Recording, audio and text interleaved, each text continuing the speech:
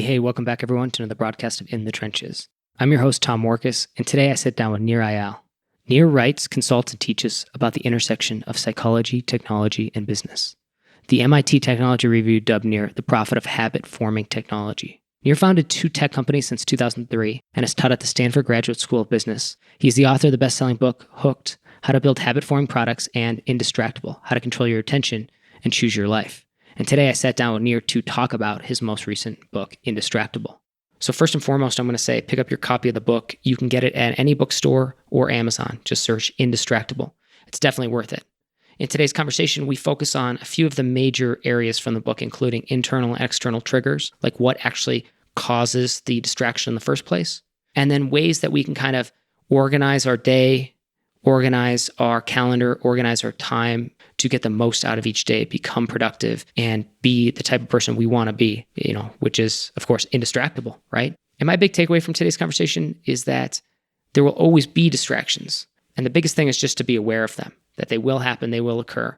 And so you never can rid yourself entirely of distractions. It's just something that we do as humans. But there are ways that you can organize your environment and you can rethink about things and reframe things so that you can be more effective in life. And so that is definitely my big takeaway.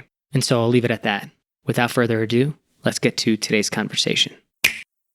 So Nir, let's just start with why you wrote this book. Tell me about the genesis of Indistractable.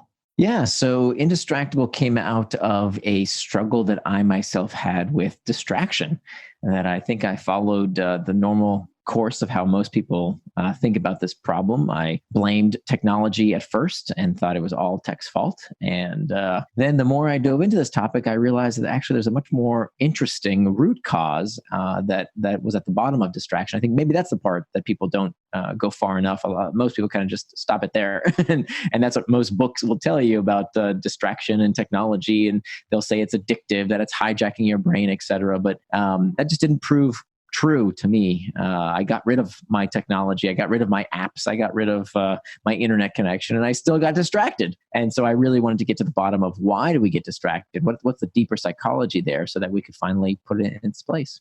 And so you started doing this research again from the basis of, understanding the last book, which I've definitely recommended, I think, on this podcast before as well. But it was about how to create habit-forming software or habit-forming things, we'll say, even just like products. And so now all of a sudden, those habit-forming products are bringing people in again and again and again, much to maybe their own dismay. And they might not even, and sometimes they realize it, sometimes they don't. And that's what you're talking about when it comes to distraction. So it's like what you taught in Hooked applied effectively can kind of lead to this case, this scenario now where some people are like, how do I now get away from these things that have been engineered so well to create these habits? Yeah, so the case studies that I drew upon, the companies that I looked at to show how to use these techniques are the companies that everybody thinks about when they think about distraction, right? Companies like Facebook and Twitter and Instagram and WhatsApp and Slack and the news. And, these products are clearly designed to be engaging, but I would argue that's a good thing.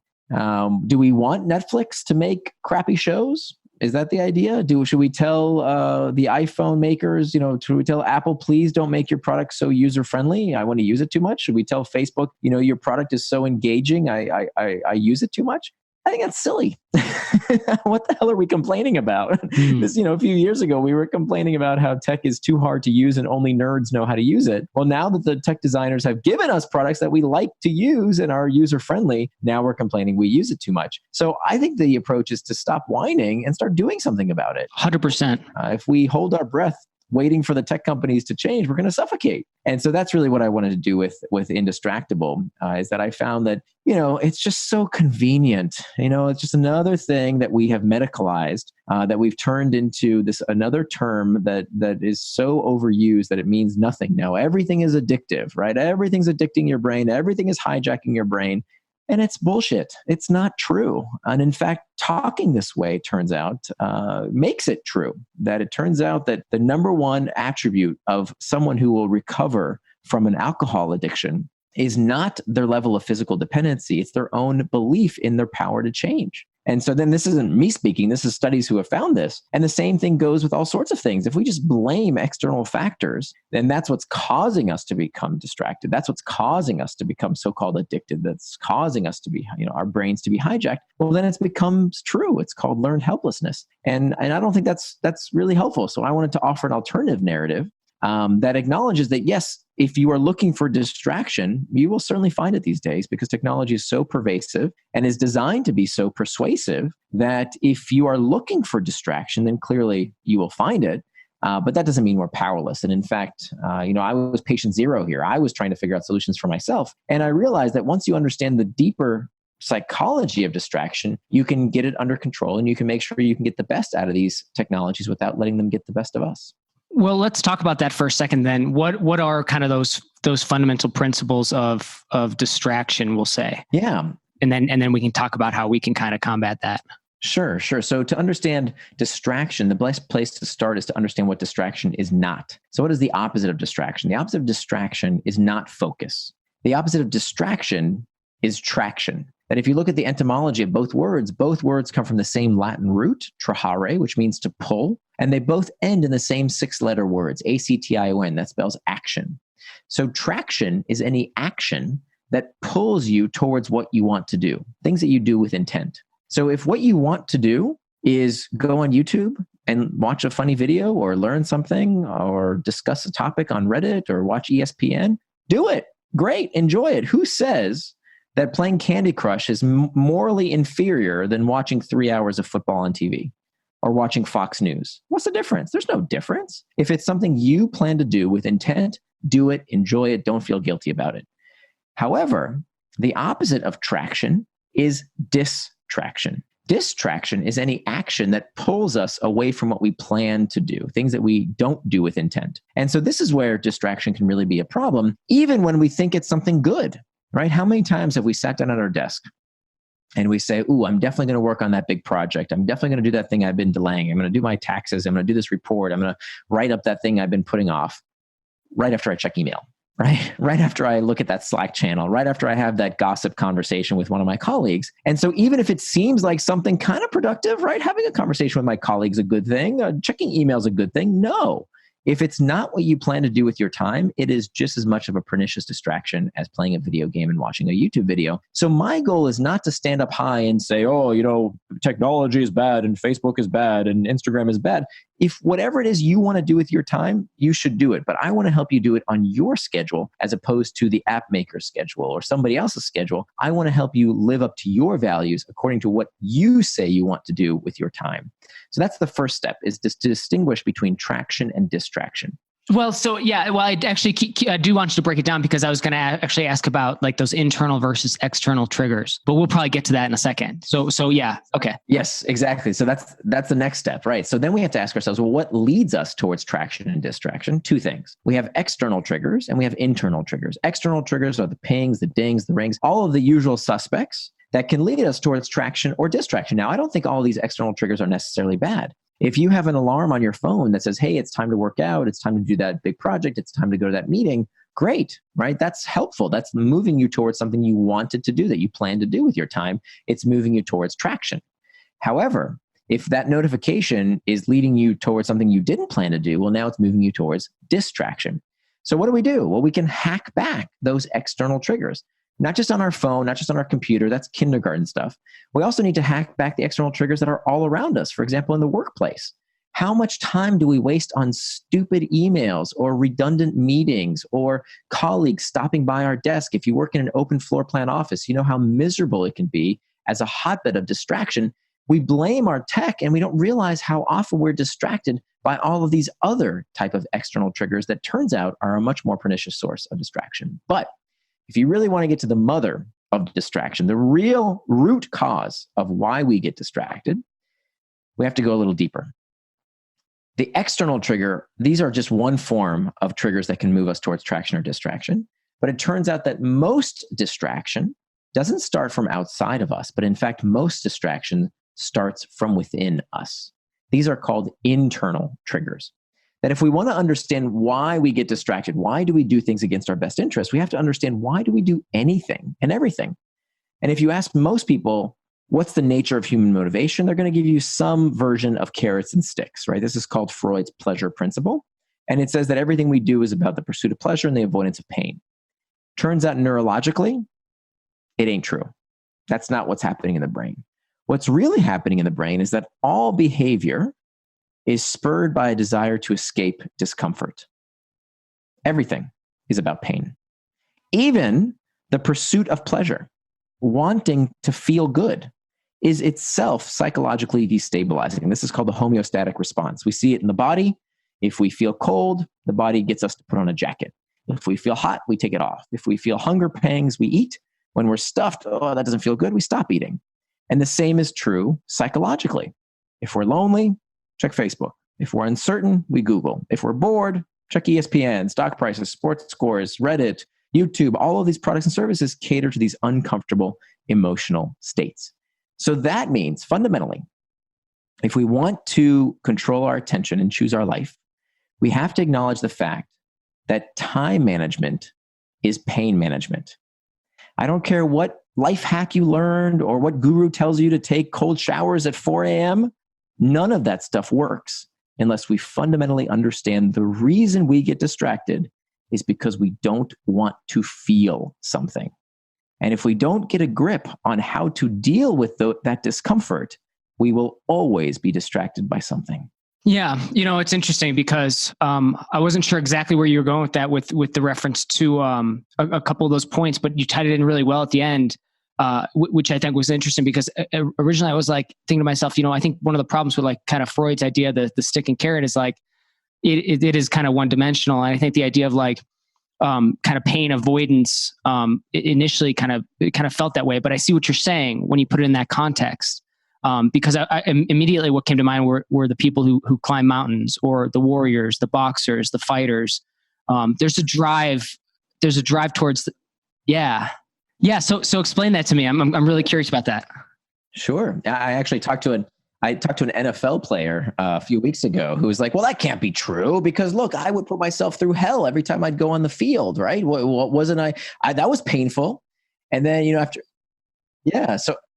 after a few minutes of talking, he said, you know what, you're right, Nir, because actually the reason I went on the field and allowed myself to keep getting beat up is because the pain of not going on the field, of disappointing my family, my fans, was way worse than the pain of getting on that field.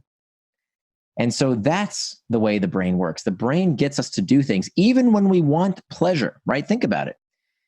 When we want something pleasurable, the brain doesn't get us to act because it felt good. The brain doesn't get us to act because it feels good. It gets us to act because it felt good. There's actually two different brain systems. One is about liking and one is about wanting. The liking system imparts memories about what felt good in the past. The wanting system spurs us with discomfort to get us to act, to get that thing that felt good. But the desire, the motivation, the wanting, the craving, there's a reason we say love hurts, are all because they feel uncomfortable. Even the pursuit of pleasure is itself psychologically destabilizing. So let's dive into this, because this is definitely where I want to go with this, like in terms of practical application for this. I think that the theory is interesting.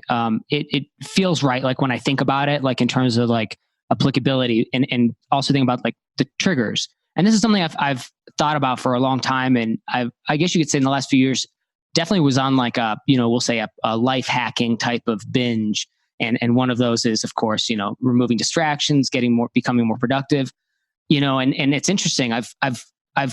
What I've found is that for sure, like you mentioned at the beginning, it's like you can shut off the, distractions, and we can probably talk about that from your phone, from these other things, but you'll still have a tendency to kind of be drawn into these things.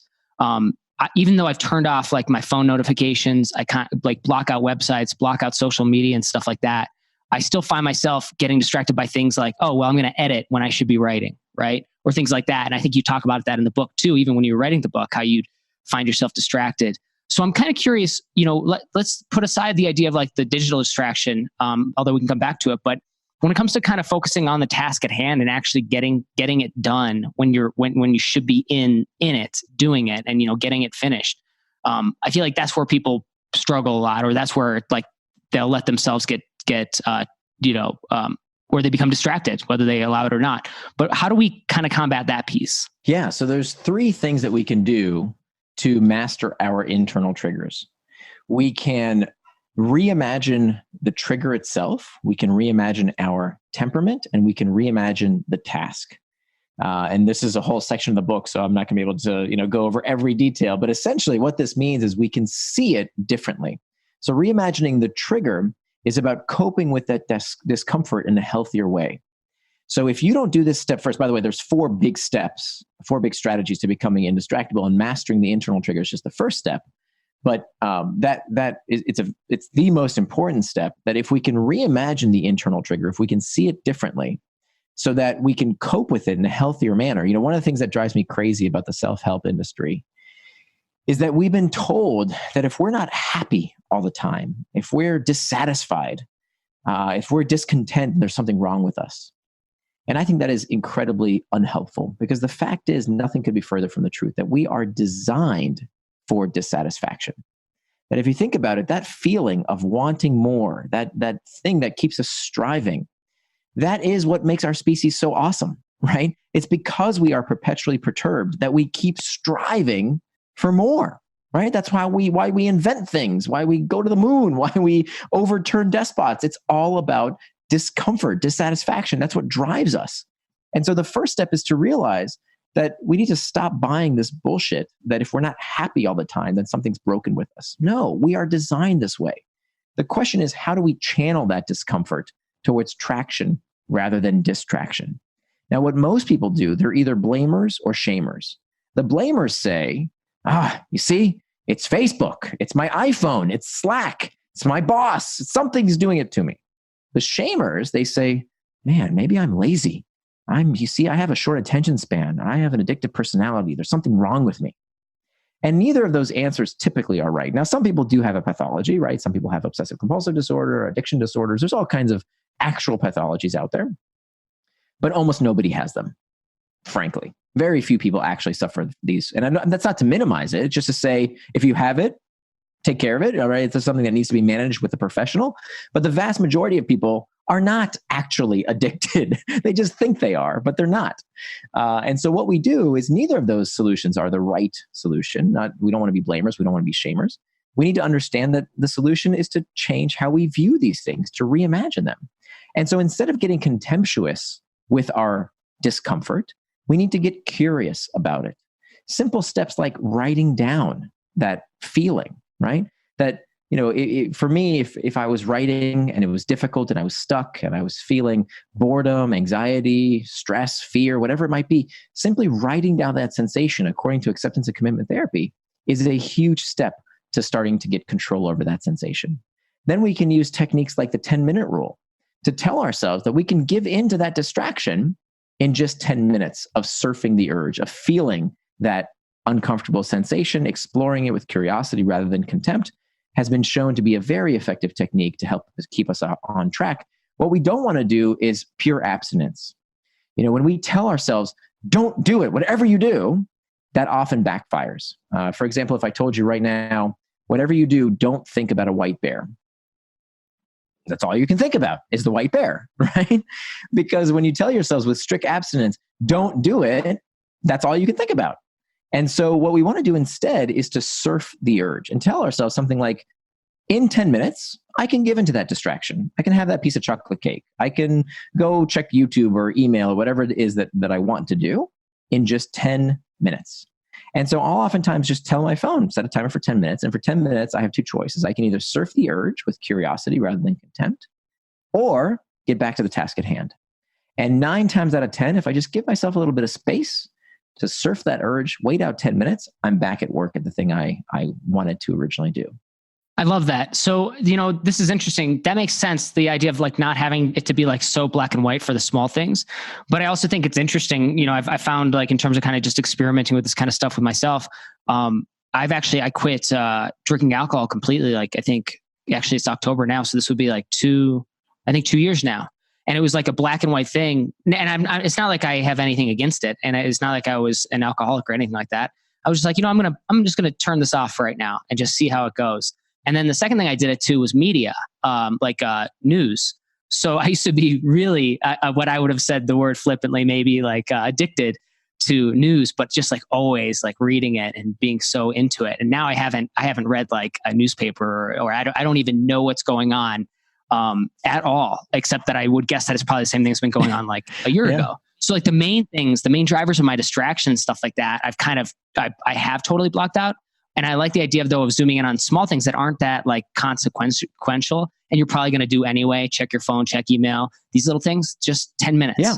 Block it out for 10 minutes and then just get after the work you got to do. And I'm all for that, by the way. There's a technique I describe in the book called progressive extremism. And progressive extremism says that you can take a small step, but do it for the rest of your life. So for me, I knew that sugary soda was not doing me any good. I haven't excised alcohol like you have, but I knew that sugary soda was not serving me. And so I didn't say, that's it, I'm never going to have soda ever again. I said, I'm never going to drink soda in my house anymore. Why? Because it was easy and it's something I know I could do forever. I hate diets. And this is why I don't like some of the advice out there of take a 30-day digital detox. No, that's silly. If it's temporary, you know what you're going to do at the end of the 30 days. You're going to come back with a vengeance, right? Just like one of these stupid detox diets. You know what you do on day 31. You eat you eat then everything and then some. So instead, what we want to do is to say, okay, what can I remove from my life for the rest of my life permanently, but in a very small step? So for me, not drinking soda at home was easy. I could still have diet soda, but not at home. And then I said, okay, no diet soda unless no soda unless I'm on an airplane. And I can do that for the rest of my life. And then I said, okay, only diet soda. And then progressively, right, but with an extreme meaning for the rest of my life, not temporarily. That was this rule I follow, so that now I never have soda, right? But it took a long time. It took years. And that's okay. What's the rush? People want like a, P90X or a 30-day plan. What the hell's the rush, right? This is something we want to do for the rest of our lives. And it's okay to take those steps. Now, some things, this book is really about understanding the different tools at your disposal. Something, you can't swear off email. I hate these books that say, oh, just stop using email and social media for 30 days. I can't. My job depends on it. Give up email. Are you kidding me? This is my livelihood. How many people can go to their boss and say, "Nah, I don't want to use email for 30 days. I'm doing a digital detox. Give me a break." That doesn't work. And so we can't just excise things from our life this way. We have to learn how to use them in the right way. And sometimes that means upgrading our skill set. Talk to me about how you, maybe that's the lead in from that comment, this idea of skill set. And maybe that ties into the task, reimagining the task and making it more entertaining too. Because and I know you go into this in the book, but maybe you can explain that idea. Sure. Because obviously one of the ways we get distracted is, maybe the work at hand sucks. We find boring. Yes. And that obviously is a mental frame. Yeah. So talk us through that a little bit. Yeah. So let me bust another myth here. I love busting myths. The book is a lot about overturning apple carts. And some people might not like everything that's in the book because there's a lot of beliefs in here that are just not true or misapplied, I should say. So a few years ago, there was a researcher by the name of Mihai Csikszentmihalyi who had this concept of flow. And flow is wonderful. Flow is this state that when you're doing a project, time becomes irrelevant. You're just so into the task at hand. It's wonderful. And where we see this is with athletes, with artists, with people who are super immersed in the task at hand. And some people claim that flow is kind of the answer to everything. And it's not. Because I haven't seen anyone ever get into flow while doing their taxes. It doesn't work that way, right? Flow is wonderful if it's a task you already like and you want to enjoy more deeply. But what do you do about the stuff that sucks? What do you do about the stuff you just don't want to do? Well, in this case, you want to use a different technique. That flow doesn't really work well for the techniques you don't want to do. What you want to learn how to do is to do what Egan Bogos, who's a researcher at Georgia Tech, who taught me this technique, calls play anything. Now, playing anything is not about enjoyment. We have to rid ourselves of this idea that playing something has to be pleasurable. You're never going to enjoy it. What you can do is two things to add constraints which help you pass the time while doing it. And what we want to do is not, many people will say, well, is this kind of like, Mary Poppins, add a spoonful of sugar to stuff, like reward yourself with a badge or gamification? No, that stuff generally doesn't work. Those are extrinsic rewards. We want to think about intrinsic motivators. We know that extrinsic rewards don't work very well at all, especially if it's a task you have to do repeatedly. Instead, what Bogos advises is two things. Number one, you want to look for the variability. Look for the things that are different in that job you have to do, right? What are the constraints that you can work under that have some element of mystery or variability, and focus more intensely on them, not with a spoonful of sugar by zooming out and saying, oh, if I just get through this, I'll reward myself with an ice cream. No, zoom in more intensely to find all the variability and nuance that makes that task potentially beautiful. Then what you want to do is, in addition to focusing more intently on the task, is to give yourself some kind of constraint that you can work under that gives yourself a goal to accomplish in that task. So Bogos talks about how he learned to love cutting his grass and how he hated originally cutting his grass, right? It's a task most people don't enjoy. And so what he did, he dove more intently into the task, found the variability, and added constraints. He found he wanted to know all about the different grass growing conditions and the different kind of sod he could use, and how he could add constraints by saying, could I accomplish the optimal path for cutting my grass? And all of this sounds nutso until you remember that people have found ways to enjoy things that you probably find miserable. And how do they do that, right? Why is it, making coffee to me sounds like work. I would never do that, joyfully. And yet there's this barista at this coffee shop down the street from me who loves making the perfect cup of coffee. I have another friend who just loves working on cars. He's a total car head. I mean, he just loves working on cars. Are you kidding me? Like, that would be miserable. I would hate working on a car. Why does he love working on the car? Because he focuses more intensely on it and adds constraints. I have another friend who loves to quilt. Okay. And this is her passion.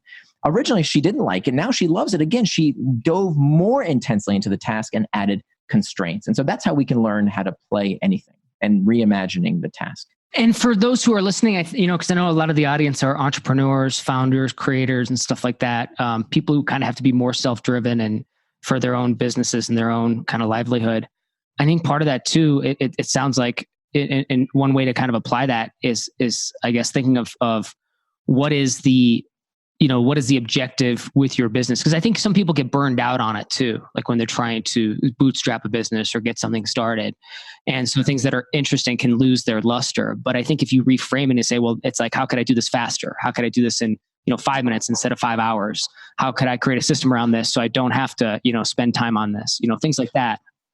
There you go. Yeah, that's what I was going to add. That's exactly right. Maybe, when it comes to any internal trigger, there's only two answers. We can either find ways to cope with that internal trigger, find ways to deal with it more healthfully, or fix the source of the problem itself, right? So if you hate doing a particular task, maybe the challenge is to find a way to find a system around not having to do that task anymore. That's a perfectly legit thing.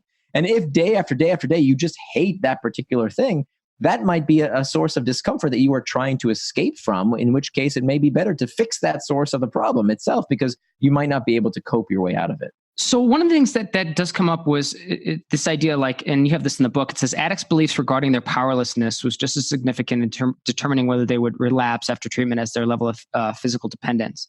You talked about this a little bit before, earlier in the conversation too, I believe, but it's kind of fresh in my mind. I'm curious if you can break that down, because my thought is that, or what I was thinking originally, was that, when you hear about people who are going through things like, say, something like Alcoholics Anonymous, I think the way they start is by saying, like, I am an addict. And that seems to be an effective program also. But again, I have no experience. I have no knowledge of this. I haven't studied it or learned anything about it. So I am kind of curious, like, how that works. Yeah. And so Alcoholics Anonymous is reasonably relatively effective.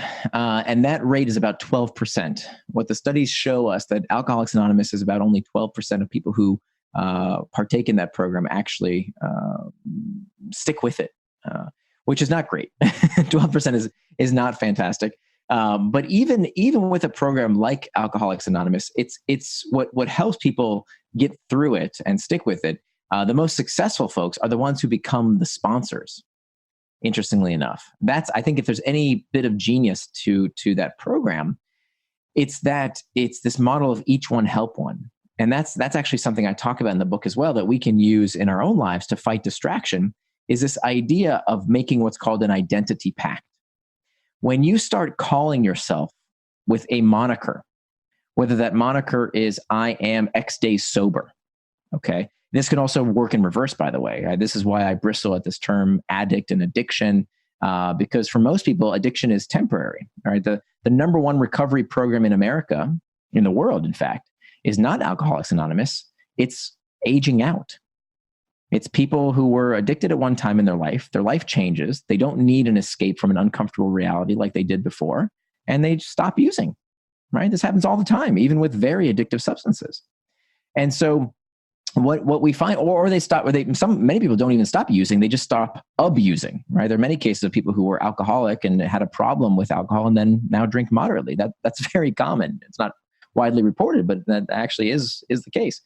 And so when it comes to distraction as well, when we can call ourselves by some kind of moniker, we can use what's called an identity pact to keep us from getting distracted. So for example, there's this joke, how do you know someone's a vegan? Don't worry, they'll tell you. And the reason they tell you is because it in fact reinforces their identity. And it makes it easier for us to do what we say we are.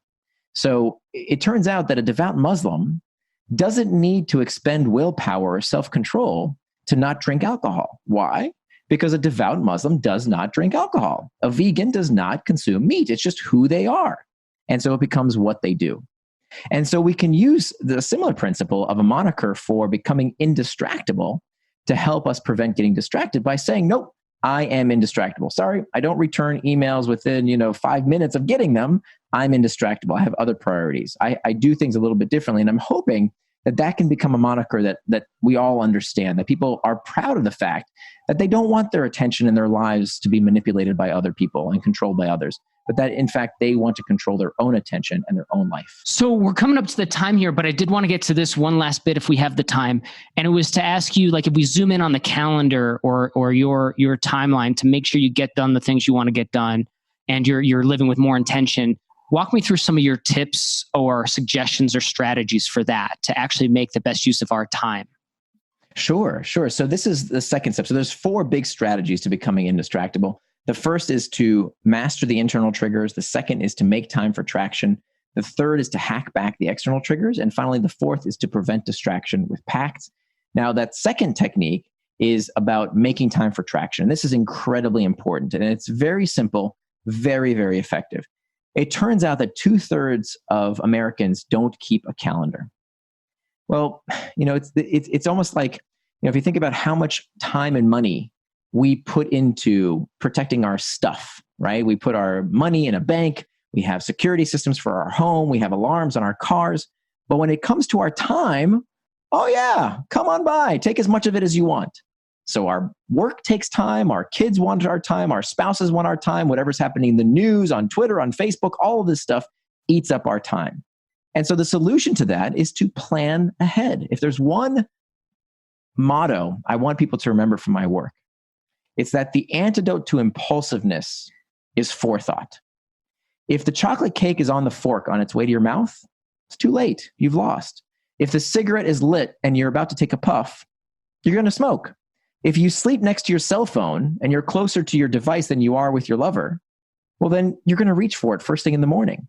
So the idea here is to plan ahead. If you don't plan your day, someone else will.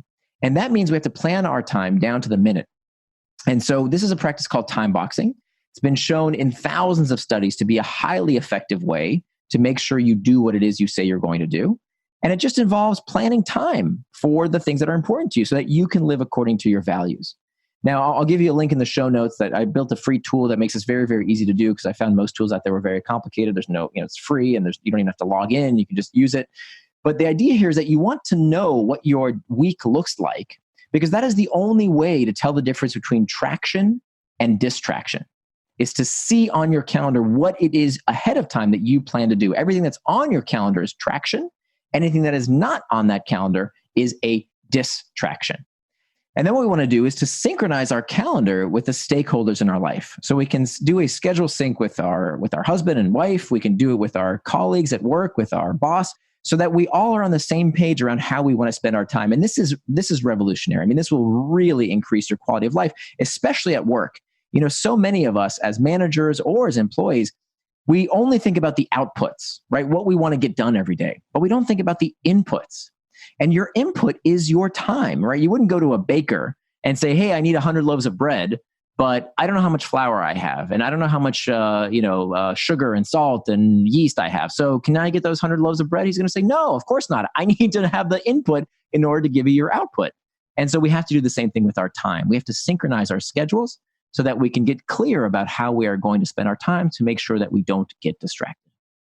I love it. Solid place to finish up. And again, there's kind of too much to the book to cover it all anyway in one conversation. I'm going to highly encourage people who are listening to this, go pick up Indistractable. You can find it at any bookstore. You can find it on Amazon. Nir, thank you for joining us on In the Trenches. This was a real pleasure, man. My pleasure. Thank you. Awesome.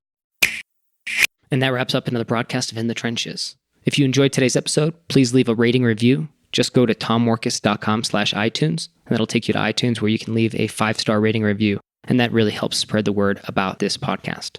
And finally, if you need help growing your online business or generating new traffic, leads, and sales at a profit, reach out to me at tom@tommorkes.com or head over to the website tommorkes.com and sign up for the free newsletter.